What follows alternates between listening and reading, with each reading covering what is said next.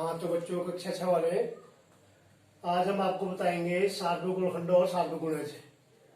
प्रश्नावली 3.3 पूरी हो गई है। उसके बाद का जो अगला जो हमारा टॉपिक है, आज बताऊंगा मैं आपको सार्वभौम गुणनखंड और सार्वभौम गुणज। तो कैसे हम किसी भी संख्याओं के सार्वभौम गुणज कैसे निकालेंगे और सार्वभौम गुणनखंड कैसे निकालते हैं। तो इसके लिए जो है, जैसे कि हमारे पास दो संख्या है, मैंने एक दो संख्या लिखता हूं क्योंकि गुणनखंड मैंने आपको पहले बता रखी। गुणनखंड और गुणज की चर्चा हमने पहले कर दी है। गुणनखंड का मतलब वे संख्याएं जो गुणनखंड किसी भी संख्या की वे संख्याएं जो संख्या को पूरी पूरी बार विभाजित करते हैं, गुणनखंड कहलाते हैं। और गुणज किसी भी संख्या के गुणज उसको प्राकृतिक संख्याओं से गुणा करने पर क्या होते हैं, प्राप्त होते हैं। तो गुणनखंड और गुणज की चर्चा मैंने आपको पहले कर दी है। कैसे हम संख्याओं के गुणनखंड निकालते हैं, कैसे गुणज निकालते हैं, ये पिछले वाले टॉपिक में हमारा पूरा हो गया है। अब यहाँ पर हम बात करेंगे सार्वभौम गुणनखंड और सार्वभौम गुणज की। जैसे हमारे पास एग्जाम्पल के रूप में एक संख्या है 8, एक है 12। ये दो संख्या है, इन दो संख्याओं का हमें क्या निकालना है, सार्वभौम गुणनखंड निकालना है। क्या निकालना है, सार्वभौम गुणनखंड निकालना है। तो कैसे निकालेंगे पहले देखिए। पहले तो प्रत्येक संख्या के गुणनखंड निकालेंगे, ठीक। तो 8 के गुणनखंड आपने पहले बनाए हैं। 8 के गुणनखंड की क्या होंगे, ऐसी संख्या है जिसका भागा 8 में जाता है। तो सबसे छोटी संख्या 1, फिर 2 का भागा जाता है, फिर 4 का जाता है और फिर 8 का जाता है, ठीक है। उसी प्रकार अगली संख्या है 12। 12 के हम क्या निकालेंगे, बहुत ईजी है। 12 के गुणनखंड निकालेंगे। पहले 1 का भागा जाता है, 2 का जाता है, 3 का जाता है, 4 का जाता है, 6 का जाता है और 12 का जाता है। तो आप देख सकते हैं हमने 8 और 12 के हमें सार्वभौम गुणनखंड निकालने हैं। तो पहले हम प्रत्येक संख्या के क्या निकालेंगे, गुणनखंड निकालेंगे। तो हमने 8 के गुणनखंड निकाले और 12 के निकाले। अब उसके बाद निकालेंगे सार्वभौम गुणनखंड। सार्वभौम गुणनखंड का मतलब क्या होता है, ऐसे गुणनखंड जो दोनों के हो, कॉमन फैक्टर। समझ गए। सार्वभौम गुणनखंड वे गुणनखंड होते हैं, दो या दो से अधिक संख्याओं के सार्वभौम गुणनखंड वे गुणनखंड होते हैं जो दी गई संख्या के दोनों जगह क्या हो, वरिष्ठ गुणनखंड हो। इन गुणनखंड को वरिष्ठ कहते हैं। जैसे इसमें एक हो गया, समझिए, देखेंगे जो दोनों का है। दूसरा 2 हो गया और फिर 4 हो गया, ये हो गया। तो यानी कि 1 2 4 बाकी नहीं है बस। तो 1 2 4 क्या हो गए, इनके सार्वभौम गुणनखंड आ गए। सार्वभौम का मतलब कॉमन फैक्टर। कॉमन फैक्टर का मतलब 8 और 12 के ऐसे गुणनखंड जो दोनों संख्याओं के गुणनखंड हो। 1 दोनों का है, 2 भी दोनों का है, 4 भी दोनों का है। तो 1 2 4 क्या हो गया, ये सार्वभौम गुणनखंड हो गया। उसी प्रकार बात करते हैं सार्वभौम गुणज की। किसकी, सार्वभौम गुणज कैसे निकाल के देंगे। पहले एग्जाम्पल देखो आप। जैसे हमारे पास क्या नाम कहते हैं, 4 के निकालते हैं। 4 के गुणज, 4 के हम माना 4 के अगर हम 10 तक गुणज निकालते हैं, 4 के 10 तक गुणज, 4 के 10 गुणज, और उसी प्रकार 5 के 10 गुणज, 5 के भी हम 10 निकालते हैं, ठीक है। तो पहले 4 का पहाड़ा हम कहा था। गुणज का मतलब क्या होता है, गुणज किसी संख्या के गुणज का मतलब उस संख्या को हम प्राकृतिक संख्याओं से गुणा कर देंगे। मतलब 4 के गुणज का मतलब है 4 का पहाड़ा। 4 की टेबल लिख देंगे आप। ये हो जाएगा 4 एकम 4, 4 दूनी 8, 4 तीन 12, 4 चौको 16, 4 पंचे 20, 4 छः 24, 4 सत्तर 28, 4 अट्ठा 32, 4 नम 36 और 4 दशम 40।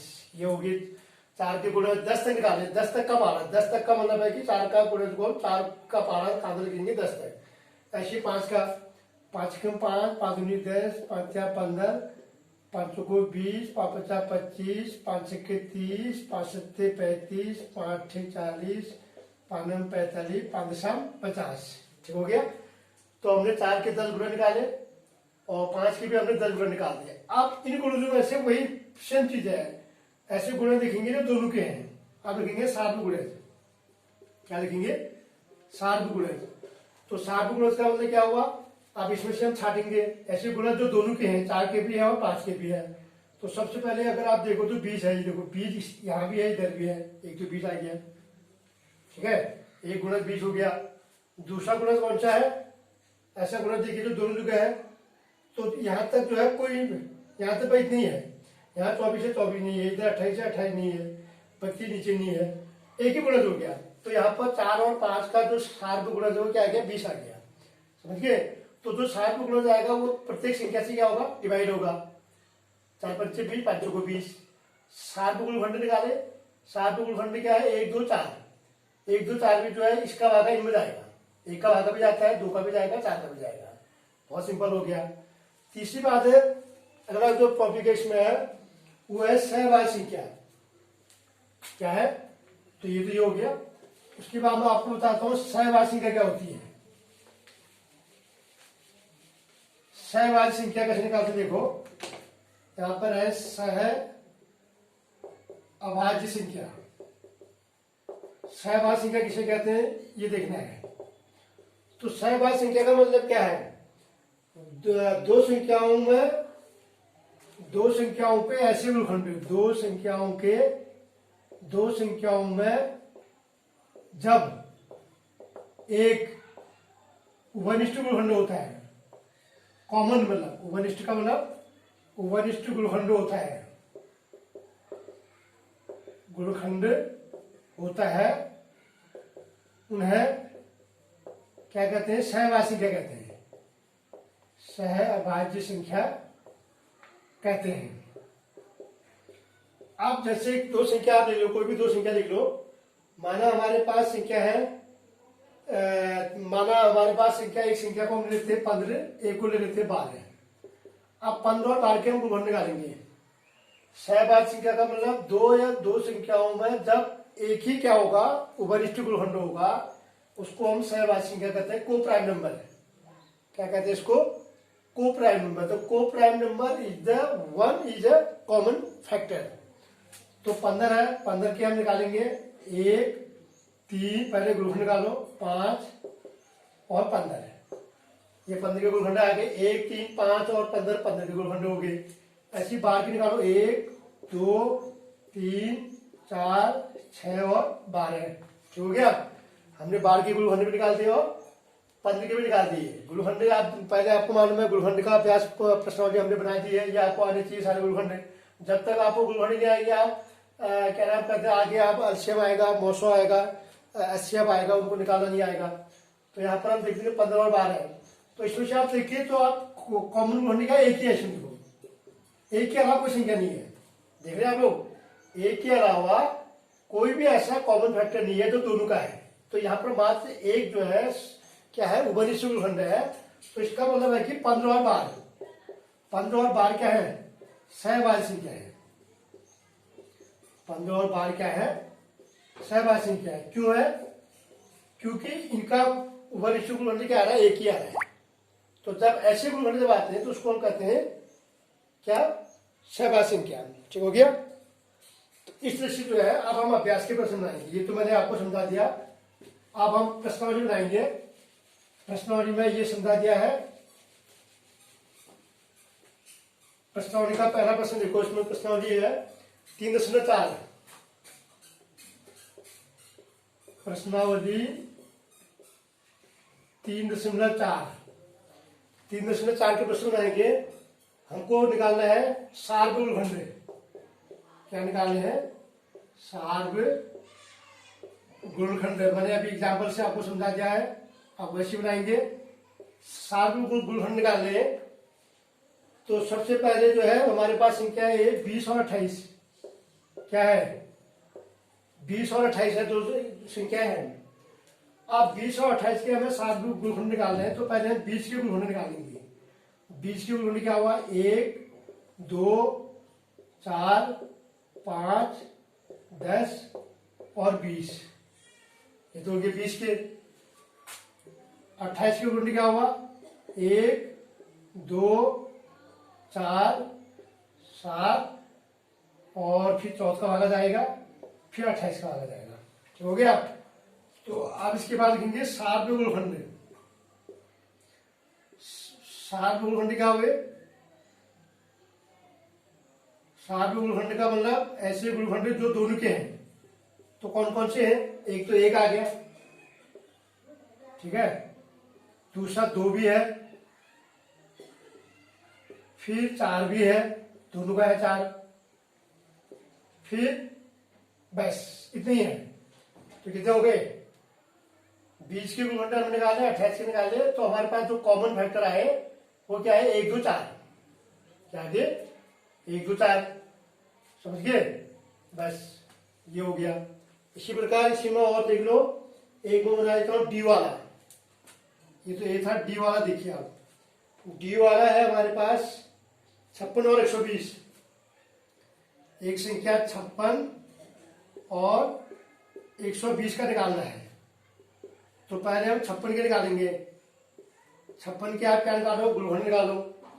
56 का भागा 1, 2 का भागा जाता है, 3 का भागा नहीं जाता है, तो 4 का भागा जाता है, 5 का नहीं जाता है, 6 का नहीं जाता है, 7 8 56, 7 का जाता है, 8 का भी जाता है, 8 7 56, 9 का नहीं जाता है, 10 का नहीं जाता है, 11 का नहीं जाता है, 12 का नहीं जाता है, 13 14 का जाता है, 14 चौको 56, 14 चौको 56, और 14 के बाद फिर किसका जाता है? 28 का जाता है, 28 दूनी 56, और फिर क्या हो गया? 56। ये तो आगे गुणनखंड किसके? 56 के आगे, ठीक है। अब उसी प्रकार गुणनखंड निकालेंगे, 120 के निकालेंगे। 120 में 1 का भागा जाता है, 2 का जाता है, 3 का जाता है, 4 का जाता है, 5 का जाता है, 6 का जाता है, 7 8 8 का भागा 8 का भी जाता है, 8 का जाता है, और उसके बाद फिर 10 का जाता है, 10 के बाद फिर 12 का जाता है, और 12 के बाद फिर किसका जाता है? 13 का नहीं जाता है, 14 का नहीं जाता है, 15 15 सत्ते 15 120, 15 का भागा जाता है, 15 के बाद 20 का जाता है, और 20 के बाद फिर किसका जाता है? 20 के अलावा फिर 22 24 24 या 72, तो 20 के बाद भी किसका भागा जाएगा? और 20 में देख लो, 20 के बाद भी 21 का नहीं जाता है, 22 का नहीं जाता है, 23 का नहीं, 24 का नहीं, 30 का जाता है। 30 चौको 120, फिर 30 से 20 में 5 चौको 20, 20 के बाद 30 के बाद किसका जाएगा? भी 40 का, और 40 के बाद भी किसका जाएगा? 60 का, 60 के बाद भी 120 का, 60 के बाद किसका जाएगा? 60 और 120, ये आ गया। ये इसके गुणनखंड हो गई, ठीक है। 56 और 120 के गुणनखंड आ गए। 1 2 3 4 5 6 8 10 12 15 20 30 40 40 से 120, 60 120 और 120, ठीक हो गया। अब इसके लिखेंगे हम सार्वभौम गुणनखंड। सार्वभौम गुणनखंड, तो सार्वभौम गुणनखंड आप इसमें से आप निकालो जो है कॉमन। एक तो 1 कॉमन हो गया, फिर 2 भी कॉमन है, दोनों का है, 4 भी दोनों का है, और फिर 8 भी दोनों का है। 8 के बाद फिर क्या है? बस इतना ही है भाई। तो सार्वभौम गुणनखंड, ऐसे गुणनखंड सार्वभौम गुणनखंड क्या होते हैं? वे गुणनखंड जो दोनों के हो, जो दोनों संख्याओं के क्या होते हैं? गुणनखंड होते हैं, उनको हम सार्वभौम गुणनखंड कहते हैं। तो क्या हो गया? 1 2 4, 1 2 4, तो ये 1 2 4 2 हो गए। ये क्या आ गया आपके? क्या नाम कहते हैं? 56 और 120 के आगे सार्वभौम गुणनखंड आ गए, ठीक हो गया। ये तो बात थी किसकी? सार्वभौम गुणनखंड की। आप उसी प्रकार बात निकालते हैं गुणज की। सार्वभौम गुणज निकालते हैं, सार्वभौम गुणनखंड निकालते हैं। फिर एक संख्या और देख लो आप, तो इसमें ये तो हो गया है, समझिए। तो ये पहला प्रश्न हो गया है। तो अब इसके मैंने ए और डी आपको बना दिया है। तो अब आप क्या बनाएंगे? बी और सी बनाएंगे। क्या बनाएंगे? बी और सी।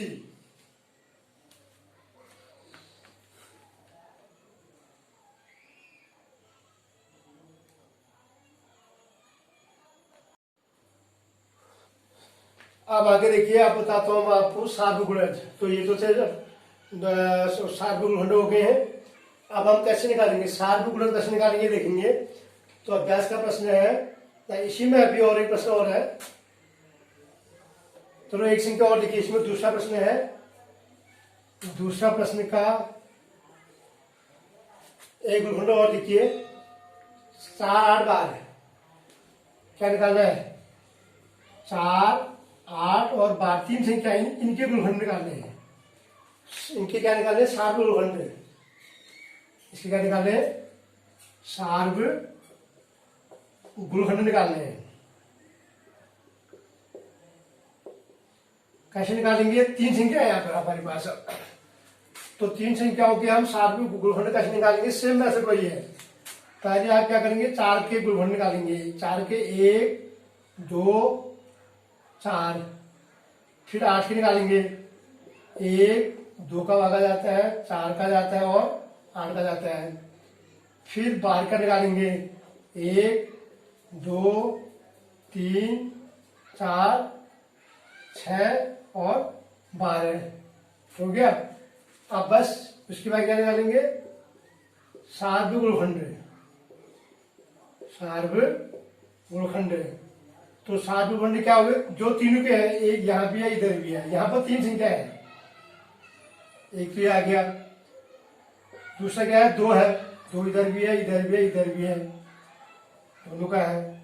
फिर उसके बाद क्या है, 4 है, 4 ये, ठीक। तो इस प्रकार से जो है तीन संख्याओं के लिए भी, वहां अभी तक तो हमने आपको पहले वाले में 2 संख्याओं के निकाले थे, यहाँ पर हमारे पास 3 संख्या थी, तो 3 संख्याओं के भी सार्व गुणनखंड निकालने के लिए मैथड वही है। पहले आप प्रत्येक संख्या के गुणनखंड निकालेंगे, फिर उसके बाद ऐसे गुणनखंडों को देखेंगे जो सबके हैं, कॉमन फैक्टर है, उनको उतार देंगे। तो यहाँ पर 1 2 और 4 तीनों के गुणनखंड है, तो इसको हो गया सार्व गुणनखंड, जिसको हम कहते हैं कॉमन फैक्टर। ठीक हो गया। आप उसी प्रकार आगे देखिए, तीसरा प्रश्न है। तो तीसरा प्रश्न में आपको बताना है आप सार्व गुणज। अब मैं बात करता हूं गुणज की। ये दूसरा प्रश्न का एक मैंने बता दिया है, बी आप बनाएंगे, इसका होमवर्क में ए मैंने बता दिया, बी आप बनाएंगे, ठीक है। अब मैं बात करता हूं गुणज की। गुणज में क्या है, निम्न के प्रथम 3 सार्व गुणज ज्ञात कीजिए। तो जैसे हमारे पास संख्या है, ए वाला है, संख्या है 6 और 8, 6 और 8 के कितने निकालने हैं, 3 सार्व गुणज, ये 3 सार्व गुणज निकालने हैं। तो कैसे निकालेंगे, 6 और 8 के हमें 3, अब बात हम, अब मैं गुणनखंड की बात नहीं कर रहा हूं, अब हम आपको क्या बता रहे, गुणज।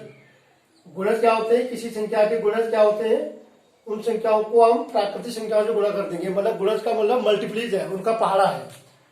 तो 6 और 8 के हमें 3 ऐसे सार्व गुणज निकालने, ऐसे कॉमन मल्टीप्ली निकालने हैं जो 6 की भी हो और 8 की भी है। तो सबसे पहले हम 6 के निकालेंगे, 6 का पहाड़ लेंगे, 6 कम 6, 6 दूनी 12, 6 3 18, 6 चौको 24, 6 पंचे 30, 6 6 36, 6 7 42, 6 8 48। थोड़ी देर के लिए याद रख देते हैं। उसी प्रकार 8 की भी निकालो, कुछ पहाड़े लिख दिए मैंने यहाँ तक, अगर इतने में निकल जाएंगे ठीक है, नहीं तो और आगे बढ़ेंगे। 8 एकम 8, 8 दूनी 16, 8 3 24, 8 चौको 32, 8 पंचे 40, 8 6 48, 8 7 56, 8 8 64। ठीक हो गया। तो इसमें से आप देखिए, आप अब हमें निकालने गुणज। तो इसमें सार्व गुणज क्या है, एक तो हमारा क्या आ रहा है, दोनों में 24 आ रहा है, 24 दोनों का है। उसके बाद फिर 48 भी आ रहा है, ठीक है। 3 निकालने, तो अभी तक हमको 2 ही प्राप्त हो रहे हैं, तो इसका हमको पहाड़ा और बढ़ाना पड़ेगा आगे। 6 48, 6 नंबर 54 अभी बढ़ाने पड़ेंगे, इसका मतलब यानी है। तो 6 48, 6 नंबर 54, ठीक है। 6 नंबर 54, इधर 8 64, 8 7 56, 8 56, और 8 के बाद में फिर 6 नंबर 54, 6 दशम 60। तो हमें इसकी 3 निकालने तो और बढ़ाने पड़ेंगे। इसका मतलब हमको 6 के जो है 6 और 8 के हमें प्रथम 3 7 में गुणन निकालने का मतलब अभी तक तो हमें 7 में गुणन क्या, एक तो 24 है, ये दोनों का हो गया। दूसरी संख्या क्या निकल ली हमें, दूसरी निकल ली है हमारी कौन सी, 24 के बाद दूसरी क्या निकल ली है,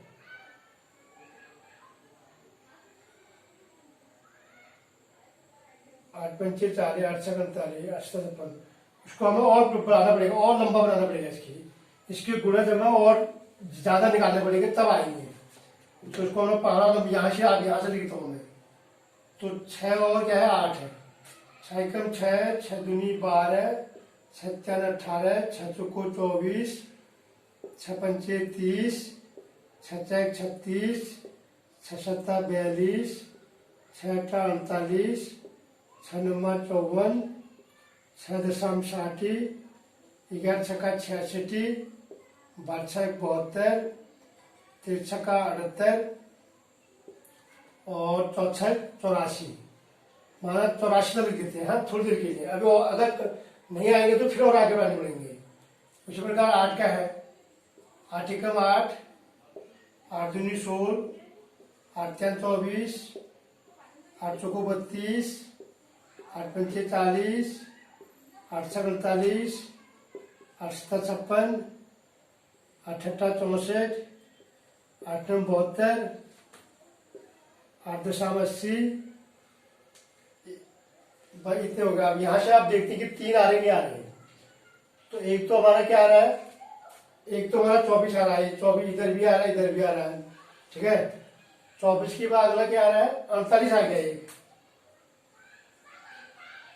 48 इधर भी है, इधर भी आ गया 48, ठीक हो गया। 2 हो गए, 3 निकालने हैं।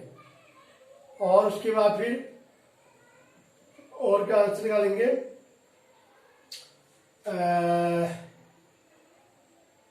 72 यहाँ भी निकल गया। तो ये 72 इधर भी है, इधर आ गया। बस अब आप देख सकते हैं कि जब हम गुणन निकालें तो हमको गुणन बढ़ाने पड़ रहे हैं।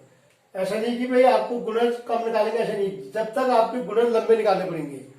तो यहाँ पर सार्व गुणज क्या क्या हो गए, सार्व गुणज मतलब ऐसे गुणज जो दोनों संख्याओं की कॉमन है।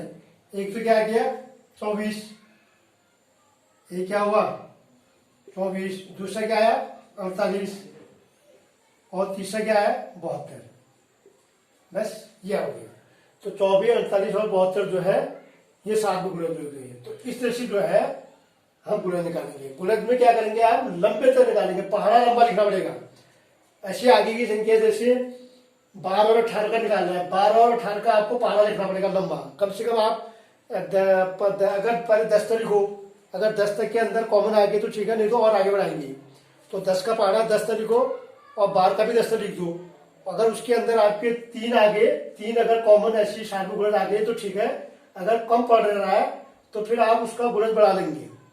फिर 10 का पहाड़ा आपको और आगे बढ़ाना पड़ेगा, 11, 12, 13, 14 तक बढ़ाना पड़ेगा। ऐसे ही 18 का भी जो है आगे बढ़ाना पड़ेगा ना, 12 का भी आगे बढ़ाने पड़ेगा, 18 का भी आगे बढ़ाना पड़ेगा। तो इस तरह से जो है ये थे सार्व गुणज। तो मैंने 2 चीजें आपको बताई, एक गुणनखंड और सार्व गुणज, हो गया, ये चीजें होगी, ठीक। तो इसको जो है आप अपनी कॉपी में उतारेंगे।